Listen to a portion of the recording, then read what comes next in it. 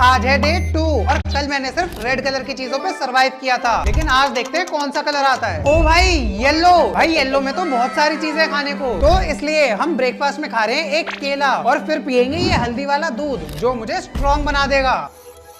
भाई ये तो व्हाइट है अंदर से, मुझे इसका छिलका ही खाना पड़ेगा। अब इस हल्दी वाले दूध की बारी।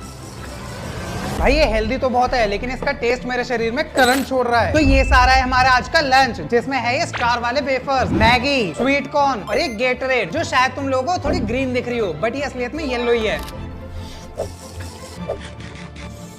ओ भाई मजा आ गया। तो अभी बज रहे हैं शाम के 5 और हमारा नेक्स्ट येलो फूड है मैंगो शेक। और इसी बीच मैं दूंगा इस चैनल के सबसे मोस्ट वांटेड क्वेश्चन का आंसर कि मेरा नाम क्या है। तो मेरा नाम है भूपेंद्र जोगी। और येलो कलर चैलेंज कैसा अगर उसमें मैंगो आइसक्रीम ना हो।